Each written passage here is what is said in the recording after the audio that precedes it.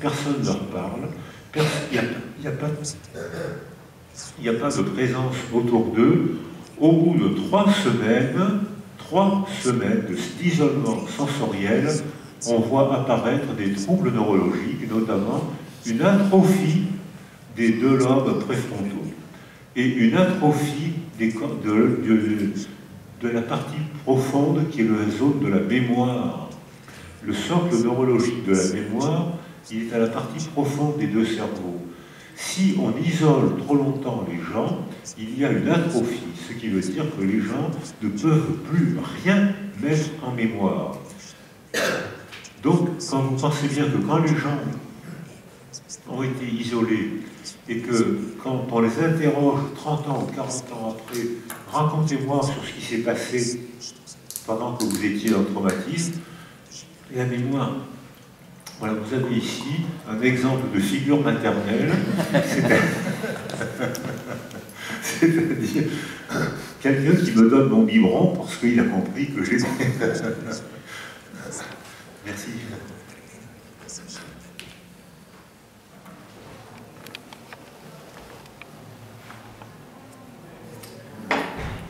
que je fais bien, merci. Je vais me jeter en haut. Alors, on voit ici que le simple isolement sensoriel altère le fonctionnement cérébral. Quand cette zone-là est altérée, c'est le socle neurologique de l'anticipation. Donc, quand on est isolé trop longtemps, eh bien, on ne va même plus chercher, on n'a plus la force d'aller chercher la rencontre et on reste encore plus seul, ce qui aggrave le déficit. Donc, là, il faut se proposer. Après 3 semaines d'isolement, ils ne viendront plus nous chercher. C'est nous qui devons nous proposer, mais pas nous imposer. On doit se proposer, je suis là, voilà ma carte, je suis assistante sociale, je suis psychologue, je suis médecin, je vais boire un café.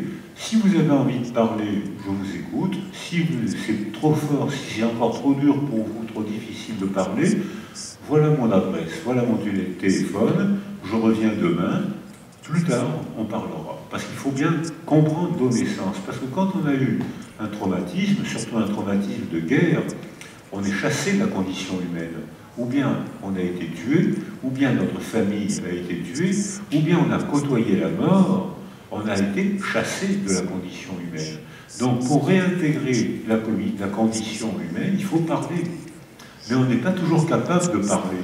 Il faut attendre que le cerveau soit sécurisé et à ce moment-là, on pourra parler et faire le travail de la parole. Je vais revenir là-dessus tout à l'heure.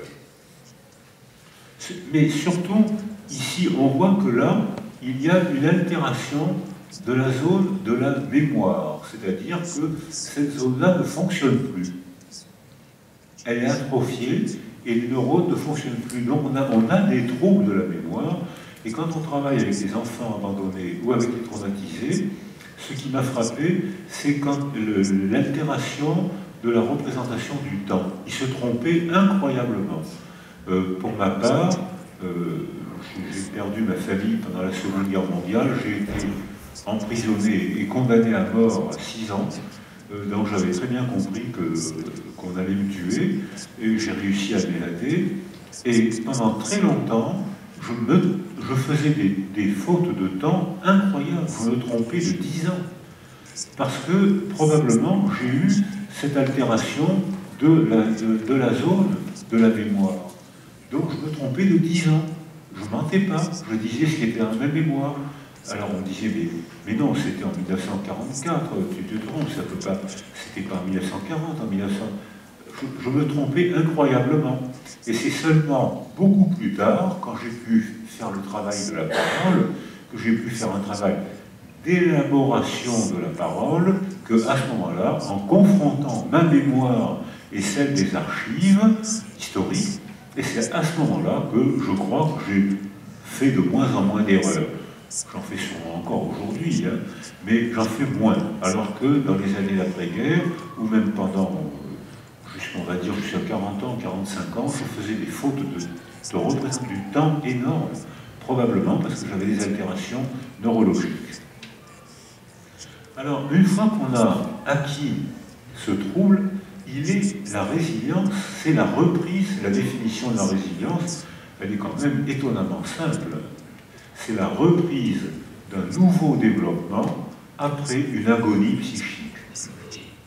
Et à cause du traumatisme, j'ai été en agonie psychique, comme le montre la neuroimagerie, c'est pas une métaphore, c'est vrai, mon cerveau ne fonctionne plus, j'ai été en agonie psychique, mais si quelqu'un m'a rassuré préverbalement, il est là, elle est là, j'ai plus peur, hein, donc c'est dans mon garde du corps, donc j'ai plus peur.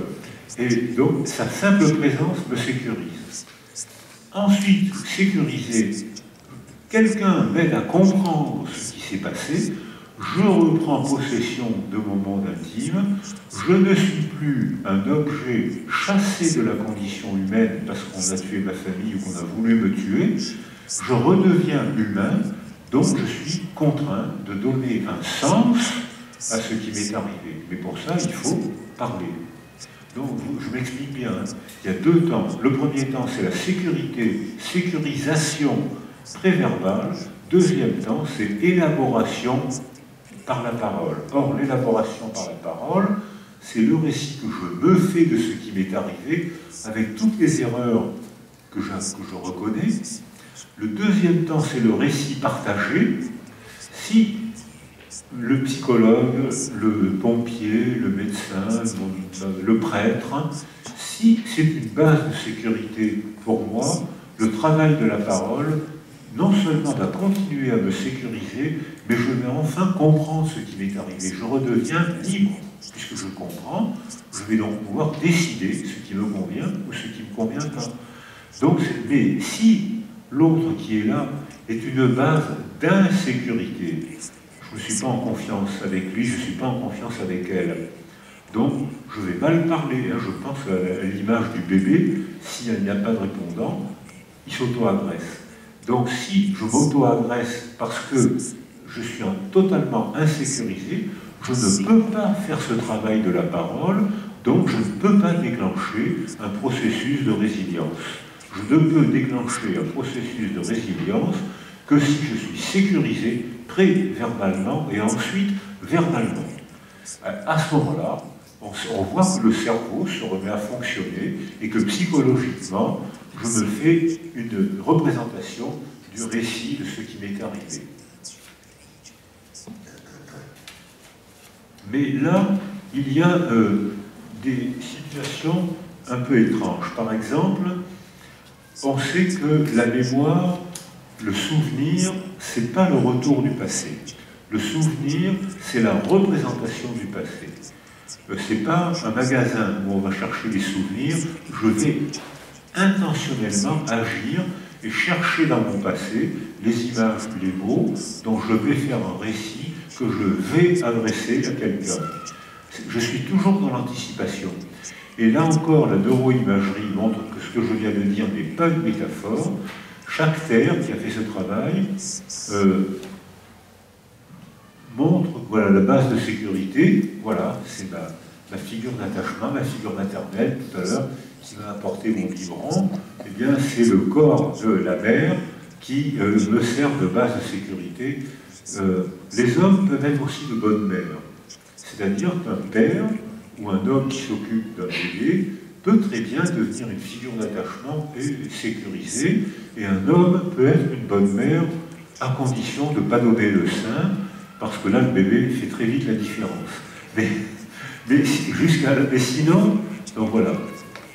Alors maintenant, on va rentrer, alors chaque père, avant de parler de cette expérimentation, chaque père qui est un psychologue, qui fait de la neuroimagerie, il dit « Monsieur, madame, voulez-vous me raconter ce que vous allez faire dimanche prochain ?» Alors, la casserole de la neuroimagerie est autour de la tête. Qu'est-ce que je vais faire dimanche prochain? Le cerveau est gris. Qu'est-ce que je vais faire dimanche prochain? Ah oui, dimanche prochain. Ah, hop, une image apparaît. Alors, on va faire une image. Ah ben non, j'en ai peut-être un autre encore. Voilà. Monsieur, qu'est-ce que vous allez faire? Alors, le cerveau est gris. Et puis, tout d'un coup, une image apparaît, dimanche prochain, je vais aller à la pêche. Donc j'ai une image, je vais vous dire, dimanche prochain, hop, le lobe temporal gauche, ici, se met à consommer de l'énergie, et je parle. On ne voit pas les idées, mais on voit comment fonctionne le cerveau. Mais les idées, bien sûr, on ne les voit pas. Mais déjà, c'est intéressant de savoir de voir comment travaille le cerveau avant d'arriver à la parole. Et puis, très bien, monsieur, madame, on lui met la casserole de la neuroimagerie autour de la tête. Qu'est-ce que vous avez fait dimanche dernier? Qu'est-ce que j'ai fait dimanche dernier? Le cerveau est gris, il ne traite pas. Qu'est-ce que j'ai fait? Tout d'un coup, le lobe préfrontal de l'anticipation se met à consommer l'énergie, apparaît une image qui est traitée dans le lobe occipital, et à ce moment-là, le lobe temporal se met à fonctionner. Dimanche dernier, j'ai été à la pêche. Ce qui veut dire que ce sont exactement les mêmes zones cérébrales qui fonctionnent quand on en rêve, quand on imagine son avenir, ou quand on va chercher un souvenir pour raconter son passé. Ce sont les mêmes zones cérébrales. On est toujours dans l'anticipation. Et là, il y a un degré d'erreur au point de vue historique, mais il y a un degré de liberté au point de vue psychologique. C'est que là, on a la preuve qu'on peut remanier la représentation de ce qui nous est arrivé.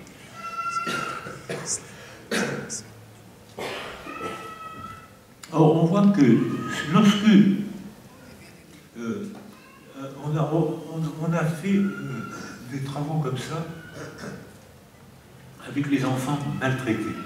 Alors, ils peuvent être maltraités dans les familles, ou ils peuvent être maltraités par la guerre, qui est une forme de maltraitance. Excusez-moi.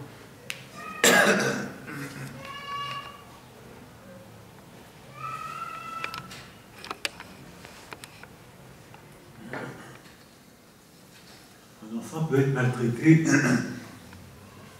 par la guerre, ou dans ce cas-là, la maltraitance est quotidienne. L'enfant a preuve, non, il n'a pas maltraité physiquement. Excusez-moi. Il n'est pas maltraité physiquement, mais il est... Vous avez vu, comme il veut me tendre un biberon, il voudrait m'aider. Il n'est pas maltraité physiquement, mais il est maltraité émotionnellement. Parce que je pense que j'ai travaillé souvent au Proche-Orient, qui est actuellement en tragédie, une tragédie au Proche-Orient, ou des beaux pays comme la Syrie, qui est un beau pays, le Liban, qui est un pays merveilleux, mais qui a eu 16 ans de guerre civile, et qui a eu la Syrie aujourd'hui, qui est un beau pays avec une belle culture et qui est dans une tragédie incroyable. Donc les enfants sont maltraités. Et les Libanais me disaient, quand notre père partait travailler le matin, on n'était pas sûr qu'il rentre le soir. Donc c'est un traumatisme insidieux. Ce n'est pas un traumatisme flagrant, mais c'est un traumatisme insidieux. Les enfants vivent constamment dans l'angoisse de la mort. Et quand le père, comme on l'a vu pour le bébé tout à l'heure, quand le père rentre vivant, il y a 200 000 morts pendant les 16 ans de guerre civile au Liban, quand le père rentre le soir, c'était le signal de la fête. Et tout le monde l'embrassait, se jetait dans les bras, et même encore aujourd'hui où les Libanais sont encore en difficulté, ce pays est étonnant parce qu'on fait la fête tous les soirs. Et on voit des musulmans, des chrétiens qui partagent les cafés. Enfin, c'est étonnant la vitalité de ce pays. Mais beaucoup de pays peuvent dire la même chose. Mais on parlera de la transmission du traumatisme tout à l'heure aussi. C'est quand même quelque chose se transmet à travers les générations. C'est pas réglé. La fin de la guerre n'est pas la fin des problèmes. La fin de la guerre, c'est déjà la fin des problèmes aigus. C'est pas la fin des problèmes psychologiques, relationnels, sociaux. Et il faut plusieurs générations pour régler une guerre. Il faut plusieurs générations. On a fait, dans un groupe de travail, on a fait des populations sur la manière de parler, la manière dont les parents traumatisés, parler de ce qui leur était arrivé. Les Juifs d'Europe centrale, sur un peuple de 9 millions de Juifs, en Europe centrale, 6 millions en sont morts. Les Juifs des pays arabes avaient de bonnes relations avec les musulmans. C'est seulement maintenant que les relations se dégradent, mais jusqu'à maintenant, les relations entre les Juifs et les musulmans des pays arabes étaient très bonnes. C'est seulement maintenant que ça s'est dégradé au début du XXe siècle. Ça a commencé au début du XXe siècle, mais maintenant, mais pendant des siècles, ça fonctionnait bien. Ce qui n'est pas le cas des Juifs européens. Sur un peuple de 9 millions, 6 millions ont été tués et 1 million ont été brûlés et sont dans les fours. Donc c'est quand même un génocide incroyable. C'est pas le seul, hein. Les Arméniens chrétiens ont connu aussi un génocide, et les Tutsis ont connu aussi un génocide au Rwanda. Il y a sûrement eu d'autres, les Indiens, après tout, les Indiens des États-Unis, on pourrait peut-être aussi parler de génocide. Hein. Ils ont été chassés de chez eux, mis dans des réserves. Alors, les Américains, maintenant, font une sorte d'affirmative action. Ils aident les Indiens pour se racheter. On en parlera peut-être tout à l'heure. C'est gentil, mais enfin, le trauma a quand même existé. Donc ça veut dire que quand un enfant a été maltraité, la maltraitance s'inscrit dans sa mémoire. Et si les parents le maltraitent physiquement, l'adaptation de l'enfant à la maltraitance physique, c'est l'évitement, c'est la protection contre les coups. Et j'avais une petite patiente qui était très maltraitée par son père alcoolique et qui avait appris une sorte de sémiologie de la clé dans la serrure. Le bruit que fait la clé dans la serrure lui disait quel était l'état mental de son père. Si son père n'avait pas bu, la clé rentrait directement dans la serrure et la petite fille sautait dans les bras de son père qu'elle aimait beaucoup. Les enfants d'alcooliques sont souvent attachés à leur père alcoolique. Donc, et si le père avait bu, le bruit de la clé était pas clair, la petite fille âgée de 7-8 ans savait que le père avait bu et elle se cachait au lieu de lui sauter dans les bras. Donc les enfants qui se développent dans des conditions de guerre, dans des conditions adverses, acquièrent ce type de mémoire et ils savent très bien si c'est un ami, si c'est un ennemi. Mais ce qui est inscrit dans leur mémoire, c'est « moi, je suis un enfant qu'on maltraite ». Et ensuite, et ces enfants continuent à exprimer la maltraitance, même quand on cesse de les maltraiter. C'est-à-dire que même quand la paix revient, les enfants continuent à avoir un comportement comme s'ils s'attendaient à être maltraités. Alors qu'ils ne le sont plus, il y a la paix. Mais ils ont dans leur mémoire, ils ont appris à être maltraités et ils continuent à se comporter comme si on les maltraitait. Et il faut longtemps pour les rassurer, alors qu'eux n'ont pas forcément été maltraités. C'est les parents qui ont été tués ou qui ont été maltraités. Les enfants aussi, puisque en Syrie, au Proche-Orient actuellement, on a dépassé les 100 000 enfants tués. Donc c'est un massacre d'enfants incroyable. Il n'y a pas de protestation internationale. Très peu.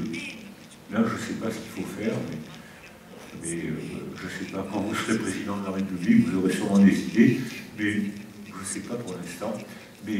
Donc ça veut dire qu'il y a des décisions culturelles à prendre, des décisions politiques et culturelles à prendre. Et puis ça veut dire aussi qu'on a des traces dans notre mémoire, on a une mémoire sans parole, on a des traces dans notre mémoire qui ne sont pas des souvenirs. Les souvenirs, c'est un récit d'images et de mots. Alors qu'on peut avoir des traces dans notre mémoire sans souvenir. Les enfants n'ont pas été maltraités par la famille d'accueil, n'ont pas été maltraités quand la paix est revenue, et pourtant dans leur mémoire, il y a une trace de maltraitance, et ils continuent à avoir peur des autres, ils continuent à se méfier des autres, alors que la paix est revenue. Alors là, maintenant, je vais retourner à cette image. Voilà. Comment se structure une mémoire traumatique? Voilà, vous avez ici j'ai pris cette image pour dire que lorsque quelqu'un vous menace avec un revolver, Vous êtes fasciné par le revolver. Vous êtes fasciné par le visage de celui qui s'apprête à vous tuer, qui va vous tuer. Donc vous êtes fasciné, vous êtes hyper attentif au revolver, à l'index sur la gâchette, aux mimiques du visage, et vous avez un souvenir ici, hyper précis, très précis, du doigt sur la gâchette et du revolver. Et tout le reste est flou, parce que il n'y a pas de raison, ça n'a pas de sens pour vous. Donc selon la manière dont vous posez les questions, si vous posez les questions, est-ce qu'il avait un revolver? Oui, il avait un revolver. Est-ce que tu connais la marque? Oui, je connais la marque. Comment était-il? Vous avez ici une mémoire hyper précise, entourée d'un halo étonnamment imprécis. C'est-à-dire que si vous posez des questions sur le revolver, vous allez en conclure qu'est-ce que les traumatisés ont une mémoire très précise. Si vous posez des questions sur l'alentour, vous allez en conclure que les traumatisés disent n'importe quoi. Ils ont une mémoire. Et les deux sont vrais, ça dépend de la manière dont vous posez les questions. Et les deux sont vrais. Il y a une mémoire hyper précise, entourée d'un halo étonnamment imprécis. Alors tout le monde ne réagit pas de la même manière. Il n'y a pas de barème de traumatisme. C'est pas linéaire. J'espère qu'en Croatie, on n'étudie pas des cartes. On étudie des cartes en Croatie. Non, on étudie des cartes. Arrêtez, malheureux, arrêtez. Parce que Descartes nous apprend des renseignements, des raisonnements linéaires, qui sont vrais peut-être dans un laboratoire, mais dans la vie quotidienne, il y a une convergence de 1000 causes différentes. Nous, on n'est pas des êtres de laboratoire. On peut très bien être traumatisé un jour et sécurisé le lendemain. Alors, nous, dans un laboratoire, Descartes nous fait faire des progrès, mais dans la vie quotidienne, Descartes nous empêche de comprendre. Alors, voilà, certains parmi nous, par exemple, moi j'ai toujours été frappé dans les pays en guerre de voir des gens qui, quand la paix est revenue, ils peuvent très bien s'effondrer, traumatisés par la mort du petit chat, alors que les mêmes, quelques années avant, ont été d'un courage extraordinaire en période de guerre. Ils ont été courageux, ils ont été généreux. Oh, ces gens, qu'est-ce qu'ils sont forts, qu'est-ce qu'ils sont bien. Et puis 5 ans, 10 ans après, ils perdent un petit chat et hop, ils s'effondrent. C'est pas la mort du petit chat qui les fait effondrer, c'est qu'en fait, ils avaient gardé dans leur mémoire une fragilité qu'ils avaient compensée par leur courage, ou que le milieu avait compensé, et un jour où le petit chat meurt, ils ont un petit chagrin, on vit avec un être vivant pendant 20 ans, quand le chat meurt, ça nous fait, on est triste. Eh bien, pour eux, c'est pas une tristesse, pour eux, c'est un traumatisme, c'est-à-dire qu'il n'y a pas de barème de traumatisme. Ça dépend quand ça survient et qu'est-ce que ça signifie pour nous. Alors voilà ici, je prends cette image pour dire, une petite fille de 2 ans et demi, on va dire qu'elle s'appelle Audrey. C'est un nom que j'invente.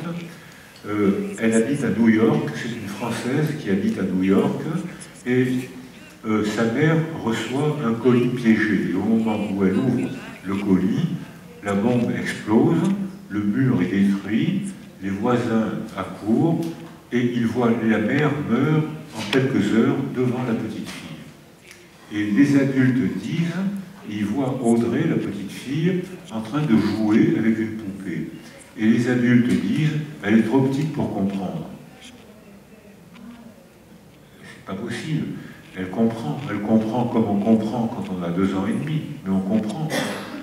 Mais simplement, la petite fille se sécurise en jouant à la poupée, et les adultes se sécurisent en disant, elle est trop petite pour comprendre. C'est-à-dire que les adultes sont dans le déni. Je n'affronte pas le problème pour mieux dormir ce soir. Parce que si j'affronte le problème, ça va m'angoisser. Alors qu'en évitant de poser le problème, je suis tranquille. Et maintenant, Audrey, à 2 ans et demi, s'est inscrite dans sa mémoire. Elle est recueillie par la mort de sa mère après un bombardement. Le mur avait été effondré, et une famille recueille la petite fille, et à Paris, à Noël, il y a des Pères Noël partout dans la zone des grands magasins.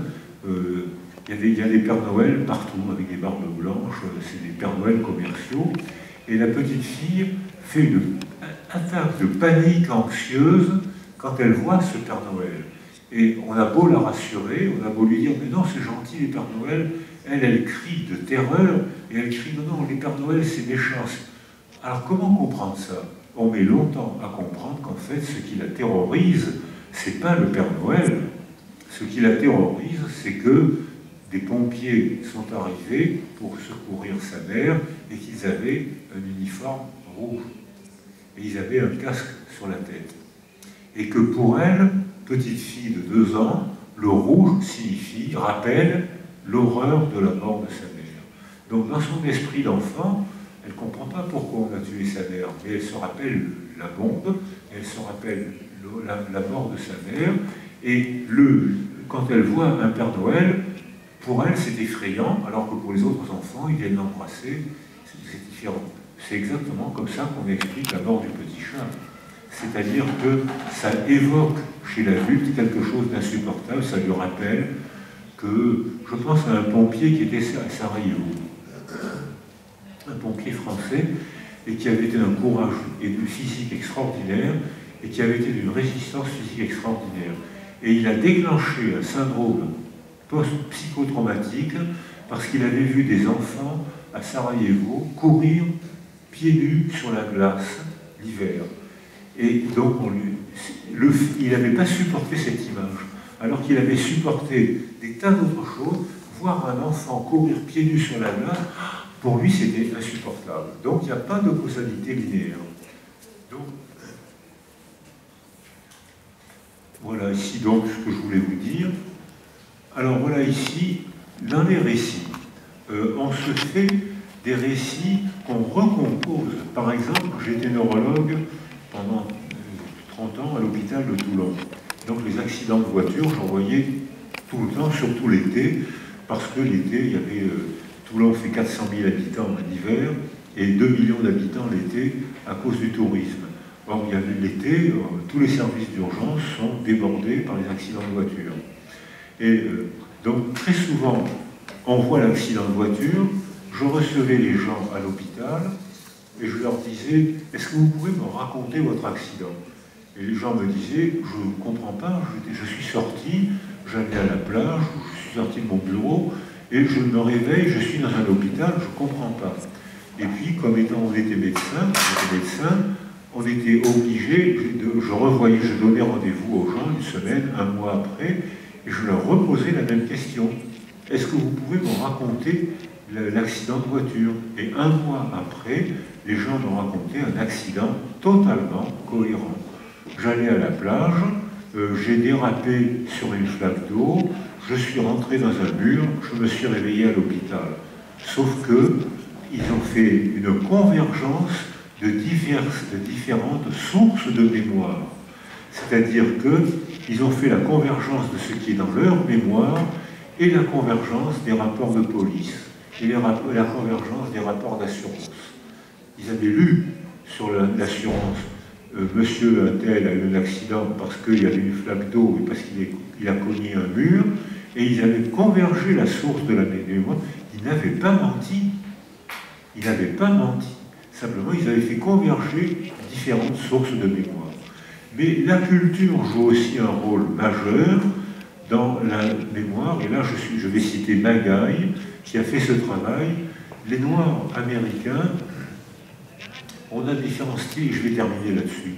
Les Noirs, on peut évaluer les styles d'attachement, des attachements confiants, 2 personnes sur 3, des attachements évitants, 1 personne, 20%, des attachements ambivalents, je t'aime beaucoup et je t'agresse parce que je t'aime, et les attachements 15%, et les attachements confus, 5%.